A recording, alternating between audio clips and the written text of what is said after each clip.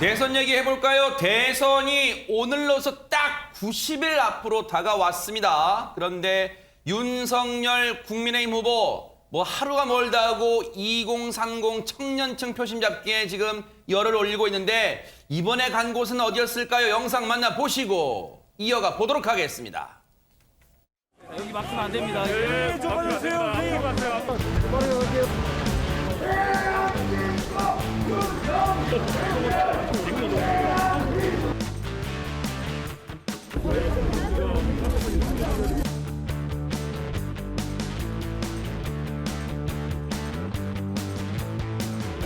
어떤 모양을 해줘야지 몰라서 쉬운 거를 해주시죠. 원래 그 전에 손으로 했거든. 예, 맞습니다. 별 모양. 별이요? 스타. 우리 후보가 스타니까.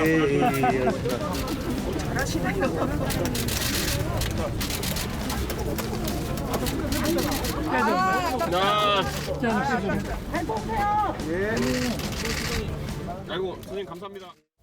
야, 이제 거리에 가득합니다. 시민들이. 물론 그런데 거리두기 팻말은 들고 있었지만 거리두기가 안 지켜졌어요. 일단은 윤석열 후보 주변에 사진 찍으려는 인파도 몰리고 있는데 엊그저께 봤던 모습과 좀 비슷한 면도 있는 것 같긴 합니다. 손정희 변호사님. 비슷한 면은 젊음의 거리에 있다라는 거고요. 많은 사람들이 이제 밀집해 있다라는 점은 같은 점일 텐데 장소는 다르죠. 부산 서면이고 한 곳은 서울 대학로 이제 젊음의 거리였습니다. 네. 사실 부산 서면에서는 보시는 것처럼 저렇게 빨간색 후드티를 입고 셀카 찍고 싶으면 말씀해 주세요라고 해서 네. 좀 스킨십을 강조하는 모습이었다라고 한다면 서울 대학로 젊음의 거리에서는 팻말 속 가만히 보시면은 코로나 위험, 거리두기 해주세요. 지금은 이동 중 이런 팻말들이 적혀 있거든요. 아무래도 오미크론의 확산세가 지속이 되면서 이렇게 여러 가지 행사를 하지만 방역 조치를 충실히 이행하겠다라는 캠프의 고민이 담겨 있는 것으로 보이고요. 네. 사진 촬영이라든가 스킨십은 최대한 제한하는 모습입니다. 네.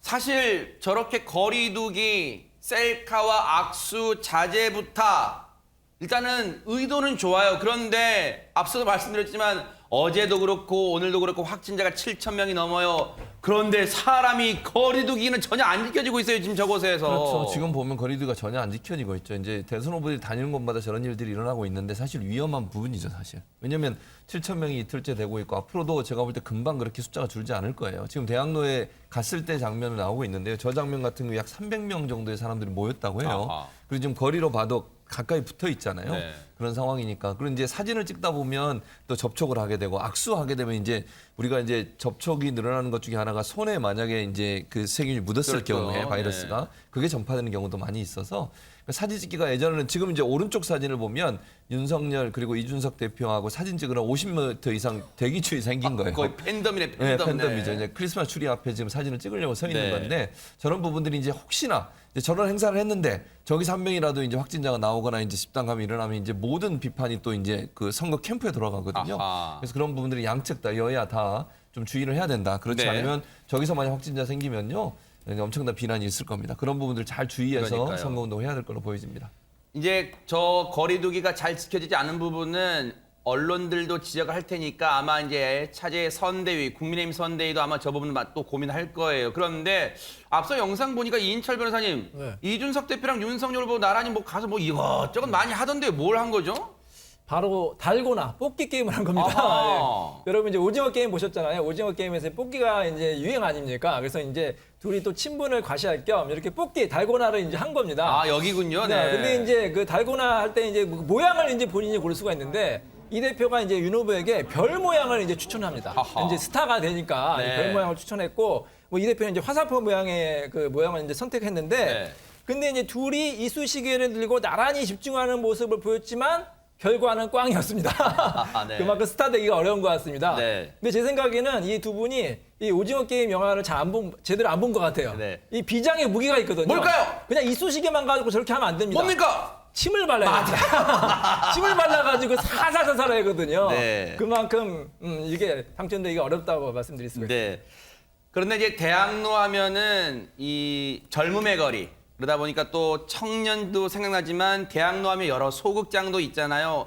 문화예술의 거리이기도 해요. 그러다 보니까 저곳에서 청년 문화예술가들도 만나는데 그들의 어떤 애로사항도 많이 들었을 것 같아요. 최단비 변호사님. 네, 그러니까 이제 8일에 윤 후보와 이제 이준석 대표가 청년 문화예술인 8명과 간담회를 가졌습니다. 아하. 근데 이 자리에서 청년 문화예술인들이 코로나 때문에 이제 공연이 줄어들다 보니까 생계에 굉장히 위협을 받고 있다. 그래서 아하. 재정적 지원이 절실하다. 또 이렇게 얘기도 했고요. 또 윤 후보 같은 경우에는 보통 이제 뭐 코미디 프로그램이라든지 아니면 사극이 없어지는 것이 아무래도 정치적인 영향력 때문이 아니겠느냐. 본인이 집권하게 된다면 그런 영향력을 없앨 거고 그러면은 생태계가 더 좋아질 것이다. 또 이렇게 얘기도 했습니다. 네. 그러자 이제 이준석 대표가 본인이 얘기하겠는데 앞으로 이제 희극인들이 본인 이준석을 가지고 패러디하는 것에 대해서는 내가 아무 말도 하지 않겠다. 이렇게 얘기를 하면서 네. 정치 풍자에 대해서 긍정적인 얘기를 했습니다. 네. 근데 사실 저 부분은 뭐 이재명 후보가 됐든 윤석열 후보 됐든 누군가 정말 대통령이 된다면 요 몇 년 사이에 여러분 진짜 그런 거 느끼시죠? 코미디 프로그램 중에 성대모사는 뭐 고사하고 정치 현안 패러디하는 프로그램이 싹 사라졌어요. 그러다 보니까 코미디언들이 갈 곳을 잃은 거예요. 정말로 이 생계도 막막해지고 그런 여파가 막 미쳤어요. 정말로 이젠 풍자도 좀 살아나는 그런 걸 좀 기대를 해볼게요. 누가 됐든 간에요. 그런데 확실히 이준석 대표랑 손잡고 2030에게 다가가려는 게 많이 느껴지는데 안진용 기자님 뭐 그래도 일각에서는 이거 갖고는 안 된다, 턱없이 부족하다 이런 목소리도 있을 것 같아요. 네, 어제 청년문화예술인과의 간담회가 있었는데요. 이 자리에서 윤 후보가 젊은 층들이 사용하는 단어를 이해하지 못해서 이준석 대표의 도움을 받는 모습이 포착이 됐습니다. 한 참석자가 이런 질문을 합니다. 버티다 못해 다른 길을 찾으며 두 번의 현타를 겪었다. 후보님은 현타를 아시냐라고 물었는데 이 현타는 현실 자각 타임의 준말입니다. 다소 헛된 꿈을 꾸다가 현실을 깨닫게 되는 순간을 얘기를 했는데 이 윤 후보는 이에 대해서 현실 회피 아니냐는 답을 내놨는데 사실 현실을 깨닫게 되는 순간이 있기 때문에 반대의 답을 내놓은 겁니다. 만약에 이걸 깨닫게 된 다음에 아 내가 2030이랑 꽤 소통하는 줄 알았는데 잘 몰랐구나라고 깨닫는 그때 바로 현타가 왔다라는 표현을 쓰게 되는 건데 그래도 참 다행인 건 옆에 있던 이준석 대표가 이건 어떤 뜻인지 일일이 설명을 해줬습니다. 사실 2030의 지지를 이준석 대표를 통해서 많이 얻고 있는데 네. 선대위 안에서 이 대표의 역할이 무엇인지 확실히 보여주는 대목이었습니다. 야, 참 진짜 모를 일이에요. 진짜 지난주만 해도 우리가 그거 갖고 얘기했잖아요. 야, 지금 윤석열, 이준석의 갈등 대체 언제까지 갈까 막 그랬는데 언제 그랬냐는 듯 옆에서 자상하게 윤석열 후보를 막 도움을 주는 이준석 대표예요. 지금 바늘 가는데 실 가는 그런 모양새예요. 그런데 같이 붙어 다니면 습관 뭐 그런 것도 닮아갈까요? 영상 하나 보시고 이어가 보도록 하겠습니다. M본부 개그맨 중에 성대모사 똑같이 하는 친구가 있어요. 지금 만약 특징을 잡아본다면 후보님 특징이 뭐가 있을까요? 일단은 그 도리도리 말고. 그거 말고 이제 그 말씀하실 때 이게 전문 용어로 이제 그 헛기침이라고 그러거든요. 뭐 요게 있는데 저는 잘 못하는데 똑같이 하는 친구가 있으니까 기대하셔도 좋을 것 같아요. 저는 캐치하라면 방금 전에도 하셨는데 네. 말씀하신 이게 있어. 이거요. 배를 가리시는. 배를 이렇게 가리시면 이렇게 자세 고쳐 앉으시고 이게 있어. 그거 좀 흉내내가지고. 특징을 잘 잡았습니다. 그런데 그 재밌는 표현이 있어요. 뭐 따라해보라고 하면서 도리도리는 빼고 이런 얘기를 떼놓지 않습니다. 또. 그러니까 이 정치 풍자 얘기를 하면서 이제 윤석열 후보의 특징에 대해서 얘기를 하는데 도리도리는 이제 너무 많이 알려진 거니까 그거 말고 좀 이제 특징을 캐치해달라 이렇게 얘기를 한 거고요. 이준석 대표 같은 경우에도 따라서 했고 아까 이제 진행자도 이런 얘기를 했어요. 그러니까 여기에 대해서 굉장히 이제 윤 후보가 재미있어 하면서도 내가 그거를 많이 고치려고 노력을 했는데 쉽지가 않더라. 그러니까 본인에 대한 고치려는 노력도 하고 있다. 또 이런 어필도 했습니다. 네. 한때 또 민주당에서는 그랬잖아요. 이 말하는 이 특징 중에 앞에 말을 시작할 때 저 이런 걸 넣으니까 윤석열 후보는 달걀 후보냐 에그죠. 에그를 넣는다고 해서 막 이 비꼬기도 했어요. 그런데 그런 또 말투 표현을 또 특징을 잘 잡았습니다. 그런데 이렇게 보신 것처럼 윤석열 후보와 이준석 대표가 여러 유권자 시민들을 만나는 장면이 하하호호 이런 장면만 있었던 건 아닙니다. 정말 진지한 만남의 장면도 있었는데요. 영상 만나보시고 이어가 보도록 하겠습니다. 초당적으로 함께 우리 장애인들이 정상인하고 똑같이 비장애인과 똑같이 차별받지 않고 자기 역량을 다 발휘할 수 있게끔 정말요? 저 눈물 나올 것 같습니다. 최재문 교수님, 네. 저 일정은 애초에 예정된 일정이었나요? 어떤 일정이었습니까? 없던 일정이었어요. 없던 일정이었어요. 원래 일정이 있던 건 아니고요. 본인이 이제 청년 문화 예술인과 만남을 위해서 이동을 하고 있었는데 이동하는 장소에 아마 대학로에서 이제 시위를 하고 계셨나 봐요. 장애인분들이 이제 장애인 차별을 철폐해달라라고 하는 시위를 하고 있는데 그걸 지나가다가 이제 저분들하고 만나서 대화를 하는 장면이에요. 네. 그 대화에서 철폐에 대해 적극적으로 나서겠다 하는 부분 잘 했는데 아까 나온 그 말이에요. 그 말 때문에 지금 이제 비판이 일고 있는 건데요. 이제 저분들한테 정상인과 동일하게 하도록 해드리겠다.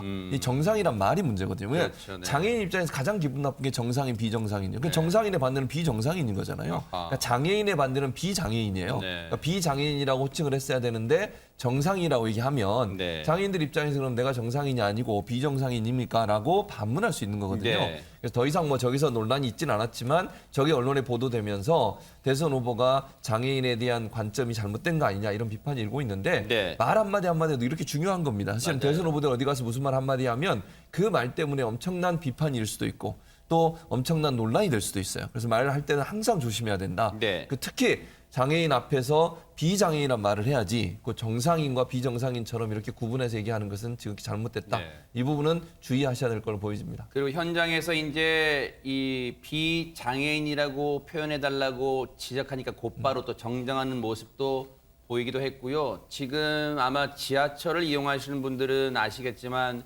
해화역에서는요, 장애인분들이 장애인 이동권 보장을 요구하는 그런 시위도 벌이고 있습니다. 혹시 보실 때마다 격려와 힘을 내시라고 응원해 드리는 것도 필요해 보입니다. 그런 가운데 사실은 2030 겨냥해서 이준석 대표하고 원팀처럼 지금 다니고 있어요. 그런데 이 인물과도 혹시 하나가 될 수 있을까요? 관련 얘기 들어보시고 이어가 보도록 하겠습니다. 이준석 당대표와는 뭐 사이가 안 좋으세요? 혹시? 아니요, 그분을 모르는데 뭐 사이가 좋고 안 좋고. 근데 왜 언론에 그렇게 비춰집니까? 글쎄, 그건 언론에서 재미지라고 뭐 계속 확대 재생산하는 것 같은데요. 예. 저는 일단 개인적으로 이준석 대표를 이재명 후보보다 더 모르고요. 예. 네, 그리고는 지금 만나본 적이 없는 사이에 오해 같은 게 싹 틀 수는 있잖아요. 사람들끼리. 예. 해소할 수 있다고 믿고 있고요. 지금 선대위 합류하셔가지고 좀 만나보셨어요? 네, 만나서 악수도 하고 만나보니까 호탕한 젊은이고 예. 대표님이시기 때문에 제 입장에서는 지금 후보님 못지않게 제 그 상급자이십니다. 예. 우리는 보통 그런 말 하잖아요. 말에 뭔가 가시가 있다는 말 하잖아요.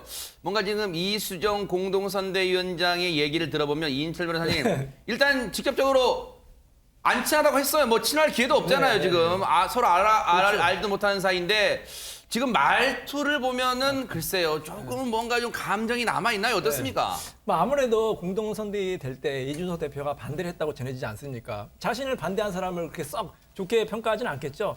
그래도 지금은 이제 많이 봉합이 된 것 같은데 사실 제가 개인적으로 두 사람은 이준석 대표는 옛날에 방송을 같이 한 적이 있고 네. 이순영 교수님하고 약간은 친한 편이에요. 어허. 그래서 많이 만나는데 네. 두 사람 평가를 해보면은 이준석 대표는 굉장히 야망이 큰 사람이라고 느꼈습니다. 제가 예전에 이런 질문을 해서 이준석 대표한테 네. 5년 전에 이준석 대표가 정치 안 할 때 앞으로 어떤 사람이 되고 싶냐 그렇게 질문했더니 이런 대답을 했어요. 뭐라고요? 본인은 임명직 정치는 안 하겠다. 하하. 선출직 정치는 하겠다. 어허. 그러니까 이제 국회의원이나 더 이제 다른 걸 하겠다는 거죠. 그래서 굉장히 야망이 큰 젊은이 이런 생각이 들고요. 이수정 교수님은 굉장히 이제 차갑고 시크하게 보이는데 개인적으로 사적으로 만나면 굉장히 재밌는 분이세요. 아하. 농담도 많이 하고. 네. 그래서 그분이 진면목을 좀 안 보이는 것 같습니다. 그래서 이게 우리가 이제 방송에서 보는 거랑 실제로 사적으로 이제 만나는 거랑 다르거든요. 네. 두 분이 앞으로 많은 활약을 했으면 좋겠습니다. 그렇게 농담 잘하시던 이수정 교수님 왜 뉴스파이터 나오셨을 때 농담 안 하셨어요? 네, 아쉬워요. 그런데 때 아닌 반말 논란이 있었다면서요, 안진영 기자님. 네, 지난 7일 이용호 무소속 의원의 입당식에서 벌어진 일입니다. 이 원희룡 전 지사가 이준석 대표와 이수정 경기대 교수의 이런 논란을 의식한 듯 이 대표 때 이렇게 얘기를 합니다. 잠깐만 와봐라고 부른 뒤 두 분 악수 좀 해봐라고 말했습니다. 이에 이준석 대표는요, 웃음과 함께 90도로 허리를 숙이면서 악수를 나눴는데요. 네. 여기까지만 보면 두 사람 사이엔 별 문제가 없었습니다. 그런데 당시 상황이 공개가 되면서 아무리 나이가 어리다고 하지만 원희룡 지사가 이 당대표를 두고 반말을 한 것을 두고 예의가 없다라는 의견이 있었고요. 또 한편에서는 그건 예의가 없는 게 아니라 격의가 없는 거다라고 갑론을박이 벌어진 겁니다. 없긴 없어도 한쪽에는 예의가 없는 거다. 다른 한쪽에는 허물, 격의가 없다. 친하다. 이렇게 보고 있다는 거예요. 당시 상황 한번 보시고 여러분이 한번 판단해 보시기 바랍니다. 보고 오겠습니다.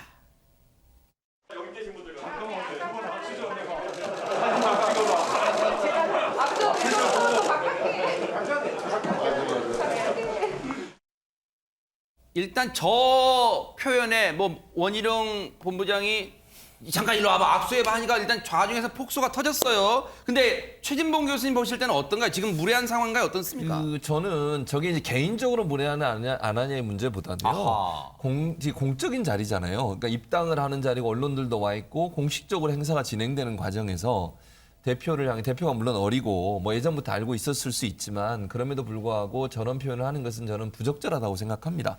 특히 20, 30대가 볼 땐 저런 부분을 정말 싫어해요. 저는 이제 학교에서도 마찬가지인데 학생들이 예전에는 교수들이 반말도 하고 뭐 반말이 이제 친근감의 표현이잖아요, 사실은. 근데 요즘 학생들은 그런 걸 불쾌하는 경우도 많이 있습니다. 맞아요, 그러니까 네. 존중해달라. 네. 수업 시간에 예컨대 학생을 부르고 학생한테 대화할 때 존댓말로 하고 근데 예전에는 이제 교수님들 그거보다는 좀 더 편하게 그냥 대하는 경우들이 많이 있었거든요. 근데 20대들이 요즘 생각은 달라요. 그러니까 공식적인 자리에서 개인적으로 만나서 얘기하는 것과 다르게 좀 예의를 갖춰주는 걸 원하는 건데 좀 어쨌든 지금 이준석 대표가 이제 나이가 어리니까 네. 그렇게 한 거 아니냐는 오해를 불러일으킬 수 있고 대표잖아요. 어쨌든. 대표라고 하면 나이는 어리더라도 직책상으로 봐서 대우를 해주고 예우를 해주는 것이 저는 바람직하다. 그것이 20, 30대의 마음에 더 들게 만들 수도 있고 국민들이 볼 때는 좀 아쉬운 부분이 느껴지지 않을 수 있는 방법이라는 생각이 듭니다. 네. 사실 당사자인 이준석 대표는 원희룡 본부장의 저 당시의 표현을 그냥 대수롭지 않게 여기고 넘길 수도 있어요. 그런데 저 장면이 오히려 이분의 심기를 좀 건드린 것 같아요. 손정혜 변호사님. 네, 홍준표 의원인데요. 홍준표 의원이 만든 청년의 꿈, 청문홍답이라는 코너에서 한 글 작성자가 국힘 중진들은 기본적으로 당대표들에게 반말을 하나 봅니다. 어쨌거나 당의 어른인데 원희룡 전 지사는 공석에서 반말을 하네요. 이런 비판의 글을 올렸더니 홍준표 의원이 짧은 답변으로 버릇이 없어서라는 답변을 남겼습니다. 사실 이준석 대표의 나이 관련해서 홍준표 의원이 함부로 하면 안 된다는 그런 뜻을 내비친 건 전에도 그런 글이 있었잖아요. 손정희 변호사님. 26일경이죠. 자신의 SNS를 통해서 당대표를 패싱하고 깔보는 정당은 이익 집단에 불과하고 아하. 정당이라고 보기 어렵다. 아무리 나이가 어린다고 하더라도 선출된 당대표는 당의 제일 어른이다. 이런 발언도 했었던 만큼 당대표의 나이를 불문하고 존중과 외유를 갖춰야 된다라는 여러 차례의 주장이 있었습니다. 네. 아니 그럼 손정희 변호사님, 홍준표 의원은 이준석 대표한테 깍듯하게 그럼 해요? 실제로 본인은? 실제로 이준석 대표가 당대표가 되기 전에는 모르겠는데 당대표가 된 이후에는 깍듯하게 존댓말로 어떤 예우나 존경의 표시를 한다라고 합니다. 본인은 실천을 하고 있군요. 홍준표 의원은. 그런데 홍준표 의원이 전에도 이 버릇 관련 지적을 한 상황이 있습니다. 관련 영상 좀 만나보시고 이어가 보도록 하겠습니다. 보세요. 네. 제가 그 조사 때 입회했던 변호사입니다. 아니 말씀을 왜 그렇게 버릇없이 해요? 그렇게 터무니없는 이야기를 이보세요라니. 토론할 때 보면은 뭐 공격적으로 하시고 뭐 이래도 우리 홍준표 그 후보님께서 그 말씀하실 때 보면 굉장히 귀여운 데가 있어요. 이렇게 그 말씀하실 때 보면 굉장히 귀여운 데가 있어요. 이렇게 그리고 그 귀여운 데가 있다는 말이 이제 또 언론 보도를 통해 전해지니까 그 기사를 접하고 나서 버릇없다. 네 글자 딱 적어서 참 간결하게 적어요. 그런데 최단민 변호사님, 국민의힘 경선 토론회에서도 뭐 있잖아요. 이게 어깨 툭 친 거 그거 갖고도 뭐 얘기했잖아요, 예전에. 네, 맞습니다. 네. 아까 보셨던 영상이 두 개인데 첫 번째 이제 여보세요, 이보세요 저거는 2017년도 대선 토론회였어요. 아하. 그때 이제 이 홍준표 후보가 그 당시에 문재인 후보에게 버릇없다 이런 건데 근데 저 때 나이가 홍준표 후보가 만 62세였고요. 문재인 후보가 만 64세였습니다. 그러니까 과연 나이 어린 사람이 나이 많은 사람에게 버릇없다고 하는 게 맞느냐 이제 이러한 논란이 그때 있었고요. 네. 중간에 있었던 것은 이제 윤석열 후보와 이제 홍준표 후보 그 당시에 경선 토론회였어요. 근데 경선 토론회에서 홍준표 후보가 굉장히 공격적으로 질문들을 많이 했었거든요. 그러니까 끝나고 나서 저렇게 보시는 것처럼 어깨를 탁 쳤는데 저 때 그만해라 이러한 입모양 같다는 얘기들이 있었어요. 그래서 저기에 대해서도 버릇이 없다 또 이렇게 이제 홍준표 후보가 얘기를 했었는데 네. 그 당시에 홍준표 후보가 색깔반 후배가 할 행동은 아니다. 그러면서 윤 후보가 이제 기수가 9기 차이거든. 9기 다 밑이에요. 연수원 기수로? 연수원 기수가 9기나 차이가 나면 뒤돌아봤을 때 서 있는 줄 끝도 안 보이는 그런 관계다. 그러니까 그만큼 내가 훨씬 위의 선배다 이런 얘기도 했었고 네. 마지막으로 이제 서울대에 갔을 때 윤 후보에게 서울대생이 홍준표 후보가 왜 인기 있는 것 같느냐 이랬더니 이제 귀엽다 이렇게 얘기했더니 이제 또 버릇없다 이렇게 얘기를 한 겁니다. 그렇군요. 그렇다면 홍준표 의원에게 버릇없다는 한 소리 들은 원희룡 본부장 어떤 반응이었을까도 궁금합니다. 이인철 변호사님. 그러니까 이제 원지사는 당시 현장 분위기를 부드럽게 하기 위해서 그런 거다. 뭐 사적으로 만날 때는 반말하지 않는다. 뭐 저는 이제 원지사의 해명을 이제 믿고 싶은데 네. 원지사뿐만 아니라 이제 제가 이제 모든 정치인에게 한 가지 좀 부탁드릴 게 좀 있습니다. 뭘까요? 제발 좀 막말 좀 하지 마십시오. 막말. 우리 국민들은 좀 지쳤습니다. 처음에 막말을 막 하면요. 그게 이제 인기가 좀 높아집니다. 네. 근데 오래 가지가 않아요. 그걸 누구 보면 알 수 있느냐? 미국의 트럼프 대통령 보면 알 수 있습니다. 아하. 처음에 막 인기가 막 높았잖아요. 근데 그 막말도 오래 가면 이게 이제 사람이 식상하고 저 사람이 좀 예의가 없구나 이런 생각이 들거든요. 네. 막말을 하게 되면 그게 어떻게 보면 국민들한테 저게 나한테 좀 하는 소린다 이렇게 좀 생각할 수도 있어요. 그래서 제발 이제 정치인들 뭐 토론회도 좋고 뭐 뉴스에도 좋고 막말하지 마시고 특히 상대방에게도 비록 지금은 적대적이긴 하지만 막말을 좀 안 했으면 좋겠습니다. 그러네요. 좋은 예의를 말씀이에요. 좀 지키고 오히려 말을 잘하면 그 사람이 품격이 높아 보이거든요. 네. 그 사람이 더 올라갈 수가 있습니다. 원희룡 본부장 직함은 이제 정책총괄 본부장이에요. 저 선대위에 있어요 하고 이제 서운할 것 같으니까 원전지사가 아니라 원희룡 정책총괄 본부장입니다. 그런데 원희룡 본부장 입장에서는 이제 저렇게 얘기해서 사석에서는 이 같이 있을 때는 말 높입니다. 예우합니다. 그랬어요. 안지윤 기자님, 그렇다면 정작 저 때 반말을 들은 이준석 대표는 어떤 생각일까요? 사실 설왕설래가 있지만 본인의 의사가 제일 중요하죠. 이준석 대표는요, 일단 원지사를 감쌌습니다. 그리고 홍준표 이 의원에 대해서도 어떤 답변을 내놨는데 그 내용을 보면은요. 제가 당대표가 된 이후로 홍 대표님이 워낙 저에게 깍듯하게 해주셔서 항상 감사하다. 아무래도 홍 대표님의 당대표를 2번이나 하셔서 당의 엄격한 위계를 중시하시는 생각이 반영된 것 같다. 일단 저건 검증됐네요. 진짜 네. 홍준표 의원이 깍두기 하나 봐요. 네, 이렇게 얘기하면서 이제는 원지사에 대한 얘기를 하는데요. 네. 하지만 별도로 저는 지난 10여 년간 이어온 원지사님의 격없이 소통하는 관계도 매우 소중하게 생각한다면서 항상 저에게 좋은 조언자이자 또 배울 것이 많은 형님이라고 원지사를 치켜 세웠습니다. 야, 이게 최진봉 교수님, 네. 참 이 정치판이라는 게 어제 저기 뭐 오늘 동지고 뭐 그런 표현 있잖아요. 제 기억으로는 원희룡 본부장하고 이준석 대표 얼마 전까지만 으르렁했던 사이 아닙니까? 그렇죠. 경선 과정에서 이제 통화한 내용 가지고 서로 얘기가 논란이 많았죠. 서로가 서로를 공격하고 공개한다 만다. 뭐 그때만 해도 서로 그냥 뭐 엄청나게 싸웠는데 뭐 어쨌든 지금은 이제 경선이 끝났고 이제 윤석열 후보를 후보로 해서 어쨌든 대선을 치러야 되는 상황이니까 뭐 이제 이게 다 좋게 보여야죠. 그런 네. 상황이라고 보여지고요. 뭐 두 사람의 관계는 제가 개인적으로 잘 모르겠습니다만 어쨌든 이제 뭐 이런 모습이 불거지는 것이 당에 별로 도움이 안 돼요. 그러니까 이준석 대표도 그렇고 원희룡 지금 본부장도 그렇고 이걸 갈등으로 불거지면 결국 전체 대선판에 부정영향을 미칠 수밖에 없어요. 아하. 잘 아는 거죠 서로가. 네. 그래서 아마 대외적으로 이런 부분을 빨리 무마하려는 의도가 있는 것 같고요. 네. 뭐 어쨌든 근데 저는 아까도 말씀드렸어요. 뭐 저는 반대로 원희룡 그 본부장 그러잖아요. 사석에서는 깍듯하게 한다. 근데 반대가 돼야 돼요. 사석에서는 좀 반말해도 되잖아요. 아하. 개인적인 관계니까. 네. 근데 공식적 자리에서는 더 깍 깍듯하게 해야 돼요. 그게 국민들이 보는 자리잖아요. 개인적으로 만나서야 뭐 반말을 하셔도 되지만 네. 공식적인 자리에서는 그렇게 하는 것은 좀 바람직하지 않으니 앞으로는 그렇게 안 하셨으면 좋겠습니다. 네. 이렇게 뭐 윤석열 후보와 이준석 대표는 이제 틈나면 동행을 하고 있어요. 그런데 어제요, 윤석열 후보가 두 개의 큰 권역의 유권자들의 마음을 사로잡는 그런 말을 했대요. 한번 들어보시고 이어가 보도록 하겠습니다. 충청은 저 성대부터 500년간 살아온 제 뿌리이자 고향입니다. 이 국가 균형 발전 차원에서 충청의 발전 없이 영남과 호남의 발전도 기대하기 어렵습니다. 그래서 충청의 발전을 대한민국 전체 발전의 중심축으로 해서 제게 호남은 마음의 고향 같은 곳입니다. 제가 검찰에 26년간 일하면서 또 많은 호남 출신 그 동료들과 우정을 쌓아왔고 제가 대통령이 되면 절대로 호남 홀대론이라는 말은 아예 나오지를 않도록 할 것입니다. 네.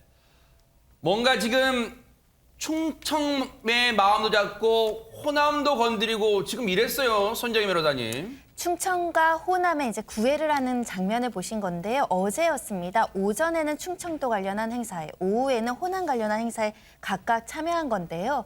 모두 서울에서 이루어졌고요. 어제 오전엔 서울 영등포구의 한 호텔에서 충북, 충남 도민회가 공동 주최하는 국가균형발전 완성 결의대에 참석해서 충청도는 제 뿌리이자 고향이라고 언급을 한 거고요. 어제 오후에는 서초구의 한 오피스텔에 방문해서 재경, 강주, 전남 향후에 이제 참석해서 정책 간담회를 하는 자리였는데 제게 호남은 마음의 고향 같은 곳이다. 이렇게 언급을 했습니다. 네. 이 충청은요, 뭐 이 선친 그리고 그 조부 할아버지 때부터도 충청이 고향이니까 뭐 고향이라고 이 피에 뭐 우리 핏줄 쭉 기원을 올라가면 우길 수 있잖아요. 아, 충청 내 고향이면 충청의 아들이면 할 수 있잖아요. 근데 최단비 변호사님, 호남은 왜 뭐 마음의 고향 뭐 그런 얘기를 한 거예요? 그렇죠. 이 윤 후보가 왜 호남의 마음의 고향이냐 이렇게 얘기를 했는데 본인이 호남에 대해서 굉장히 각별한 애정을 가지고 있다라는 거예요. 그리고 내가 정치를 시작해야겠다 이렇게 결심을 했을 때에도 가장 먼저 찾아간 곳이 호남이었다. 이렇게 얘기를 하면서 내 마음의 고향 같은 곳이다 이렇게 얘기를 하고요. 또 그러면서 호남이 우리나라 민주주의 발전에 엄청난 공로가 있고 이제 시대가 나아갈 길을 밝히는 선구자 같은 역할을 한다. 또 이렇게 높게 평가하기도 했습니다. 아니 그래서 그럴까 일단 여기에 뭐 화답을 하는 차원인지 모르겠지만요. 재경 그러니까 서울에 있는 호남 향후회가 있잖아요. 물론 다 모든 지역에 다 이제 재경 향후회가 있습니다. 그런데 이야 이 역사가요 66년 됐대요. 그런데 66년 만에 최단비 변호사님 처음으로 보수 진영의 대선 후보를 초청했다. 이런 기사가 있던데 맞아요? 네, 맞습니다. 그러니까 윤석열 후보 측에서도 이 부분에 대해서 굉장히 의미를 부여하고 있어요. 그러니까 이 보수 후보를 초청한 것이 66년 만에 처음이다 이렇게 얘기를 하면서 아무래도 윤 후보 같은 경우에는 호남에 대해서 굉장히 애정 공세를 계속해서 하고 있거든요. 거기에다가 이제 위원장으로 온 김종인 위원장 같은 경우도 서진 정책으로 호남에 대해서 굉장히 애정을 갖고 있기 때문에 이러한 것들이 이제는 점점 의미를 부여하고 있고 나타나고 있는 것이다 이렇게 평가를 했습니다. 네.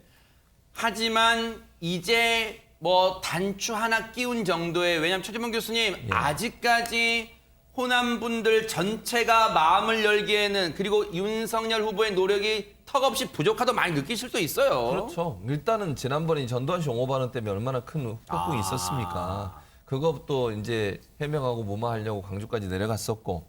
근데 그랬으면 그 다음부터는 이런 비슷한 일이 나오면 안 되는 거잖아요. 그래야 신뢰를 구축할 수 있는 건데. 이제 노재승 씨 관련해서 선대위원장으로 임명을 했는데 이분이 발언 내용 중에 5.18 관련 발언이 있어요. 그렇죠. 두 가지가 크게 문제가 되는데 첫째는 5.18 특별법 얘기하면서 뭐 5.18에 대해서 토론할 수 있는 기회마저 안 준다. 이렇게 비판을 했거든요. 폄훼하고 비하하는. 5.18에 이 토론하는 걸 안 주는 게 아니고 5.18 특별법을 만든 이유가 뭡니까? 5.18이 역사적으로 민주화 운동으로 증명이 됐고 전두환 구테타 정권이 국민과 시민들을 탄압했다. 이건 명확하게 인정이 된 거잖아요. 네. 그걸 왜곡하고 폄훼하고 비하하는 행동을 못하게 하기 위해서 특별법을 만든 겁니다. 네. 그 토론을 말고 다른 토론을 하지 말라는 게 아니잖아요. 네. 그럼 그 톤을 다시 하자는 겁니까 지금? 그게 이해가 안 되는 거고 5.18의 시민군에서 폭동 수준이라고 비유해서 말씀을 하셨어요. 5.18 시민군들이 왜 그런 무장을 했습니까? 먼저 발포를 하니 그걸 자위권 방어에서 예를 들면 군인들이 총을 가지고 시민들을 향해 발포를 하면 네. 시민들은 자기들을 자위권 차원에서 보호해야 되는 거 아닙니까? 그래서 무기를 가져온 거예요. 그걸 폭동이라고 얘기해버리고 네. 이런 5.18 폄하를 하고 있는데 지금 그분 정리 안 되고 계속 상임선대위원장 하고 있습니다. 네. 이게 과연 호남 시민들이 봤을 때 주민들이 봤을 때 윤석열 캠프가 광주에 대해서 5.18에서 어떤 생각을 하는지 의문이 들지 않을까 심각하게 고민해야 되는 상황이라는 생각이 듭니다. 최진범 교수님이 화두를 잘 던져주셨어요. 노재승 공동선대위원장 얘기 나온 김에요. 지금 앞서 윤석열 후보의 관련 얘기는 사실 뭐 좀 가볍거나 또는 지금 윤석열 후보가 지금 좋은 행보를 하고 있다는 그런 이미지의 내용이었어요. 그런데 지금 국민의힘 윤석열 후보 선대위가 가장 골치 아프게 맞닥뜨린 문제가 바로 노재승 공동선대위원장 문제인데 이 노재승 위원장의 과거 발언들이 지금 계속해서 일파만파 논란을 낳고 있다면서요. 손정희 변호사님. 본인이 스스로 과거에 SNS를 통해서 올린 글이나 영상, 댓글들이 문제가 되고 있습니다. 여러 개를 설명을 드리면 지난해 5월에는 재난지원금 조회 서비스 화면을 공유를 하면서 개밥 주는 것 말곤 할 줄 아는 게 없나. 그리고 해시태그로 개돼지 되지 마시다 이런 글을 올렸는데 마치 재난지원금을 타는 국민들을 이제 개돼지가 된다라는 취지로 이제 표현한 것에 대해서 국민 비하 논란이 나오고 있는 상황이고요. 지난 8월에는 우리가 강복절을 맞이했을 때 백범 김구 선생에 대해서는 김구는 국밥 좀 늦게 나왔다고 사람 죽인 인간이다 이렇게 좀 비하하는 댓글을 쓰기도 무슨 했었고 소리예요? 지난 9월경에는 우매한 국민들 마스크 착용을 종용한다라고 하면서 오늘도 우매한 국민들은 서로 손가락질하면서 마스크 착용을 종용하고 감시를 한다라고 해서 국민들을 또 우매하다라고 좀 비판한 것이 문제가 됐고 지난달 같은 경우는 대선 후보 사자 가상대결 결과를 보도한 뉴스화면을 이제 같이 공유를 하면서 네. 가난하게 태어났는데 그걸 내세우는 사람 정말 싫다. 검정고시 치는 걸 자랑하는 건 정상적으로 단계를 밟아간 사람들을 모욕할 뿐이다라고 하면서 가난한 사람들 또 검정고시 치는 사람에 대해서 비하적인 표현을 했다라고 논란이 되고 있습니다. 네. 지금 과거 발언이라고는 하지만요. 멀리 있는 과거도 아니에요. 그런데 뭐냐면 노재승 위원장의 나이가 살아온 인생 나이가 얼마 안 되니까요. 그런데 지금 그 사안마다 지금 눈을 의심케 하고 귀를 의심케 하는 그런 발언들이 많아요. 그런데 어제 한 방송사에 나와서 입장을 조목조목 얘기했다는데 먼저 조금 전에 보신 것 중에 김구 선생님 발언 관련 그에 대한 해명을 했다는데 먼저 들어보시고 이어가 보도록 하겠습니다. 제가 존경하는 이승만 대통령을 그분을 제외하고 김구 선생을 추앙하는 것이 저는 너무 못마땅해서 그때 격분한 감정으로 비틀린 감정으로 쓴 거였고 백범 김구 선생은 뭐 우리나라 대한민국 독립 건국의 아버지로 통하잖아요. 그리고 국민의힘 같은 경우에는 독립의 아버지라는 건 인정할 수 있는데 건국의 아버지는 잘못된 표현이 아닌가 그렇게 싶은데요. 생각하는 분들도 많습니다. 네, 그리고 네, 알겠습니다. 국민의힘 같은 경우에는 네. 후보 어디서 선출했습니까? 후보요? 예. 백범 김구 기념관에서 네, 후보를 네, 네. 선출했습니다. 네. 그만큼 국민의힘도 백범 김구 선생을 높게 평가하기 때문에 거기서 윤석열 후보가 선출이 된 거거든요. 네, 저도 높게 예. 평가합니다. 진짜 저런 얘기를 지금 하고 있어요. 백범 김구 선생님에 대해서 국밥이 늦겠다고 사람 죽인 인간 그걸 물어보니까 역사적 사료가 있다. 뭐 이런 식의 얘기를 하고 있습니다. 그런데 보세요. 자신의 어떤 이 막말이라고 일단 일컬어지는 이 표현들에 대해서 국민의힘 당원이기 전에 사적 공간에서 일개 시민으로서 했던 발언이다.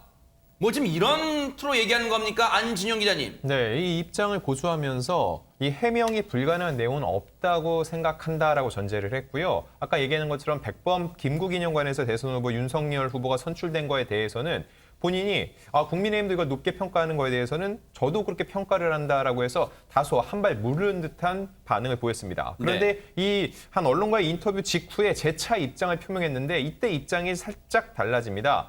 다소 철없던 반응을 냈던 과거를 반성하며 앞으로 더 신중하겠다. 진심으로 사과한다. 공동선대위원장의 임무를 더욱 성실히 수행하겠다라고 해서 앞서서 자기의 의견을 적극적으로 반박했던 것과는 다소 좀 달라진 모습을 보였는데요. 적어도 이런 의견을 내는 것 자체가 본인이 이 선대위원장으로서의 역할은 계속 하고 싶다라는 속내를 공고히 한 것으로 보입니다. 지금 노재승 공동선대위원장의 이른바 사고방식 보세요, 여러분.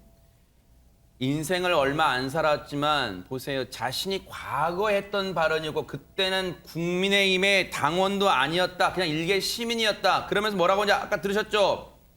만약 내가 오늘 그런 행위를 했다면 비판받고 사퇴 요구에도 응해야겠죠. 이렇게 반문했다는 건 뭐예요? 사퇴할 정도의 사안은 아니라고 지금 본다는 거잖아요. 자신은. 그러면서 만약에 자신이 과거에 노재승으로 가서 만난다면 재승아 너는 2021년 12월에 국민의힘 선대위원장이 되니까 발언은 조심하자 이렇게 얘기해주고 싶다는 거예요. 이 말은 뭐예요? 과거는 잊어주세요. 과거는 묻지 마세요. 지금 내가 잘할게요. 이런 겁니까? 관련해서 입장 들어보시고 이어가 보도록 하겠습니다. 저는 국민의힘의 당원도 아니었고요. 네. 그냥 일개 시민, 국민이었습니다. 제가 만약에 오늘 그런 행위를 했다면 저는 비판받고 사퇴 요구에도 응해야 되겠죠. 만약에 제가 과거에 저한테 가서 얘기를 해줄 수 있다면 재승아 너는 2021년 12월에 국민의힘의 선대위원장이 되니까 발언 좀 조심하자 이렇게 얘기해주고 싶습니다. 그렇군요. 사안의 심각성을 너무 가볍게 여기는 듯해요. 그런데 이를 두고 사실 국민의힘 선대위 지금 곤혹스러울 수도 있어요. 관련해서 선대위 내부에서는 어떤 입장들을 나타내고 보이고 있을까요? 발언 쭉 한번 들어보시고 이어가 보도록 하겠습니다. 그 내용은 내가 구체적으로 아직 잘 모르겠어요. 어떻게 지금 저희 처리하려고 지금 준비를 하고 있는지 모르겠기 때문에 거기에 대해서 뭐 정확하게 제가 말씀드릴 수가 없습니다. 네. 본인의 거취 문제는 본인이 지금 심각하게 고민하고 있는 것으로 알고 있습니다. 오늘 회의에서는 관련 내용이 다뤄지지 않았습니다. 후보님 노승재 위원장이 오후에 정강정책 발표 연설이 취소가 됐거든요. 어떻게 좀 거치가 결정이 된 걸로 봐야 됩니까? 글쎄 오늘 하루 좀 지켜보십시오. 네. 보세요. 노재승 위원장의 오늘 뭔가 이 발언도 취소했다. 그러니까 분위기가 좀 심상치 않게 흘러가니까 기자들이 계속 노재승 위원장 얘기를 물어보잖아요. 그랬더니 일단 윤석열 후보는 일단 좀 시간을 좀 두고 지켜보시죠까지 했고요. 그런데 앞서 김종인 위원장은 오늘 오전 상황이었을 거예요. 앞서 지금은 그 문제를 잘 모르니까 어떻게 처리하려고 준비하고 있는지 거기에 대해서는 정확히 말할 수 없다. 이렇게 얘기했는데 자, 지금 어떤 소식이 들려왔느냐면 노재승 공동선대위원장이 잦은 사퇴했다는 얘기가 막 들려왔습니다. 다시 한번 확인하고 저희가 말씀드릴게요. 지금 속보로 노재승 공동선대위원장이 잦은 사퇴했다는 속보가 들려왔는데 다시 한번 재차, 3차 확인하고 저희가 확인이 되는 대로 지금 저희가 이 자막으로 흘려보내겠습니다. 확인 재차, 3차 한 다음에 전해드릴게요. 그런데 어쨌든 분위기가요. 앞서 김종인 위원장이 오전에는 그 문제에 대해서 어떻게 처리하려고 준비하고 있는지 모르기 때문에 거기에 대해서 정확히 말할 수 없다고 했지만 오후에 들어와서 입장이 조금 180도 달라졌어요. 뭐라고 했냐? 최근에 엊그제 공동선대위원장에 내정됐다가 7시간 만에 철회됐던 함익병 씨를 거론하면서 함익병 씨 사태에 준하는 대처를 하겠다. 이렇게 밝혔습니다. 그렇기 때문에 뭔가 지금 분위기가 최재봉 교수님, 네. 국민의힘 선대위 내부 분위기가 급박하게 돌아가고 있다. 이걸 좀 감지할 수 있을 것 같아요. 그렇죠. 왜냐하면 이게 여론이 상당히 악화됐어요. 이게 빨리 끝냈으면 이렇게까지 여론이 악화가 안 됐을 거예요. 질질 끌면서 일부 또 선대위 관계자들이나 국민의힘 의원들 같은 경우에는 뭐 그냥 술 먹고 할 수 있는 얘기지 이렇게 치부하고 넘어가는 경우도 있었고 사인으로 했던 얘기가 왜 문제가 되느냐 이렇게 또 옹호하는 듯한 발언을 하면서 논란이 좀 커졌거든요. 근데 이게 일파만파 커지고 있고요. 지금 저 노 위원장이 발언했던 내용이요. 점점 늘어나고 있어요. 왜냐하면 이 네티즌들이나 일반 시민들이 찾아내고 있거든요, 지금. 이게 SNS상에 올린 글 본인이 했던 발언들이 처음에 몇 개 안 됐는데 점점 뭐 검정고 출신들을 비하한다든지 이런 얘기도 있었고요. 그런 부분들이 점점 더 나오고 있기 때문에 만약 이 사람을 계속 안고 갔을 때는 윤석열한테 엄청난 이제 짐이 될 수밖에 없어요. 네. 그런 부분들이 아마 이제 인지된 것 같고 네. 또 하나는 이걸 그냥 선대위원장, 총괄선대위원장이라는 후보가 물러나라 이렇게 얘기하는 것이 부담이 될 수 있어요. 왜냐하면 저분이 어쨌든 20, 30대를 대표하는 사람으로서 들어온 거잖아요. 그래서 스스로 본인이 물러나게 하기 위해서 아마 여러 얘기들이 있었을 겁니다. 그래서 이제 자진 사퇴 쪽으로 가닥을 잡는 것이 후보에게도 부담을 안 주고 문제를 해결할 수 있는 방안이다. 이런 네. 생각을 아마 해서 시간이 좀 걸린 걸로 보여집니다. 지금 비니좌로 불렸었던 글쎄 뭐랄까요, 별칭이라고 하겠습니다.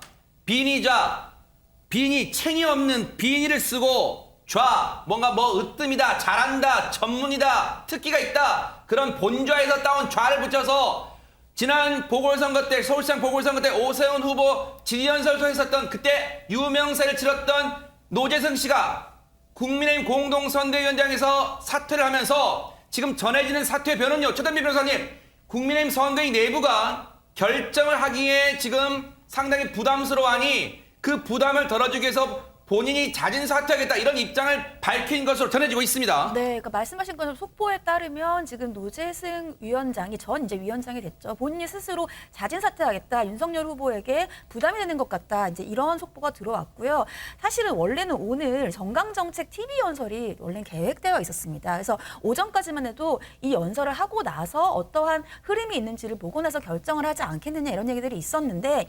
이게 취소가 됐어요. 취소가 되면서 말씀하신 것처럼 김종인 위원장 같은 경우에도 예전에도 이제 영입이 됐다가 과거 발언으로 문제된 사람들이 있었으니까 그 기준에 따르지 않겠느냐, 오늘 중으로 결정하지 않겠느냐 이런 얘기들이 있었고, 이 본부 관계자 같은 경우에도 지금 현재 노 위원장이 윤 후보에게 부담이 되고 있다 또 이런 언급들이 있었거든요. 급박하게 이제 돌아가면서 노 위원장 스스로가 사퇴를 하면서 윤 후보에게 부담을 끼치지 않겠다라고 결정을 내린 것으로 보입니다. 사실 제가 어제 방송 끝나고 저희 후배들, 지금 국회 출입하는 후배들에게 조금 이렇게 저렇게 분위기를 물어봤을 때 노재승 공동선대위원장 문제가 결코 가볍게 넘길 산이 아니라는 게 국민의힘 내부, 선대위 내부에서 나오고 있다, 길과 감지되고 있다 이런 말을 전해줬고요. 그러다 보면 이거 결국 이번 주말까지도 가지 않을 것 같다 이런 분위기가 전해졌었는데 결국 노재승 공동선대위원장이 당에 부담을 주는 게 싫다 그런 취지로 입장을 밝혔고 결국은 국민의힘 내부, 국민의힘 선대위가 경질 차원의 어떤 그런 선택하기 전에 자진 사퇴 모양새를 취하면서 일단 자리에서는 물러났습니다. 그런데 사실 기자들은 그렇게 결코 가볍게 넘길 산이 아니라고 봤는데 지도부에서는요 이런 입장도 있었어요. 에이 그거 별거 아니다. 조금은 가볍게 여기는 그런 분위기도 있었습니다. 관련 발언 좀 들어보시고 이어가 보도록 하겠습니다. 사실 저 개인적인 생각은요. 네. 그분이 공적인 인물도 아니었고 또 뭐 사실 우리가 그냥 어디 술자리에서 앉아서 뒷담화하는 경우의 이야기는 굉장히 많이 할 수 있잖아요, 뭐든지. 그래서 제 이야기는 그렇기 때문에 우리 사회가 그 정도는 좀 봐줄 수 있지 않느냐는 거는 제 개인 생각이에요. 부적절한 발언 틀림없다고 저는 생각하고요. 예. 근데 이제 그분이 뭐 어떻다라는 판단은 일단은 조사가 다 끝난 다음에 판단을 해야 되는 거 아닌가 개인적으로는 그렇게 생각하고 있습니다. 예. 보세요.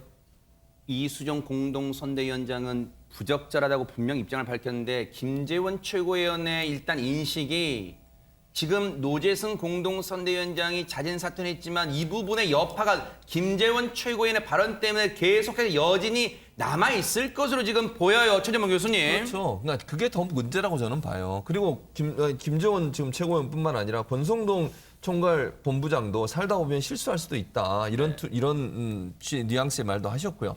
근데 저런 말을 하면 제가 이렇게 물어볼게요. 그러면 지난번에 조동훈 교수 관련해서 개인의 내밀한 부분이잖아요. 그 부분 가지고 얼마나 공격을 했습니까? 물러나야 된다고 얘기 안 했습니까? 그걸 가지고 선대위원장 하는 것이 과연 적절하냐고 얼마나 공격을 했습니까? 네. 그러면 그분이 과연 그러면 그 내밀한 일이 아주 오래전에 있었던 일, 10년 전에 있었던 일이고 그게 선대위원장 하기 전에 있었던 일이잖아요. 그거 갖고 공격해놓고 이제 와서는 왜 우리한테 이러냐고 얘기하면 네. 국민들이 볼 때 어떻게 받아들이겠습니까? 그리고 한미병 시건도 그래요. 그것도 선대위원장 되기 전에 있었던 일이에요. 그거 가지고 7시간 만에 철회했잖아요. 그럼 왜 지금 노재승 씨한테만 이런 잣대를 대고 괜찮다고 얘기하고 술 먹으면서 얘기할 수 있는 얘기라고 얘기를 합니까? 국민들은 이거 이해 못해요. 이러면 같은 기준으로 얘기를 하셔야죠. 그래서 저는 이렇게 대응하는 것 자체가 어찌 보면 더 안 좋은 상황을 만드는 거예요. 네. 좀 더 적절하게 빠른 시간에 해결했으면 이렇게까지 문제가 커지지 않을 수 있었는데 그 부분을 제대로 처리하지 못하는 바람에 더 큰 문제가 됐다고 저는 봅니다. 손정희 변호사님, 사실 이 부분이 윤석열 후보 입장에서는 부담이 될 수밖에 없었던 게 앞서 보세요.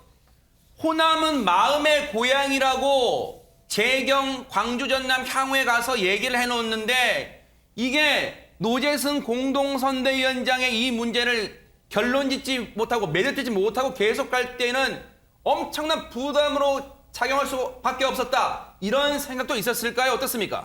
그러다 보니까 인사안에 대해서 책임 소재를 묻는 목소리도 나오고 있습니다. 총괄 선대위원장 자리가 어느 정도 정리가 되면서 좀 통합하는 모습, 화합하는 모습으로 굉장히 잘 나갈 수 있었음에도 불구하고 계속된 실책, 인사 실책이 있다 보니까 누가 영입을 했느냐, 그리고 영입을 했으면 어떻게 할지에 대해서 우왕좌왕할 것이 아니라 정당한 기준을 세우고 좀 일사분란하게 움직여야 됨에도 불구하고 당내에서 여러 의견이 다양하게 나오다 보니까 책임지는 사람이 없다, 이런 목소리가 있을 수 있고요.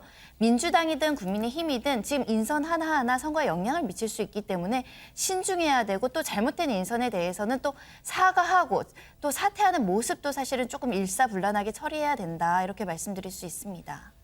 노재승 공동선대위원장직에 임명된 지 임명장 잉크가 채 마르기도 전에 자신의 과거 발언 논란 책임을 지고 자진 사퇴했다는 소식은 이어지는 뉴스 와이드와 그리고 MBN 김주아 앵커가 진행하는 종합뉴스에서 자세히 전해드리도록 하겠습니다. 이재명 후보 얘기를 해볼까요?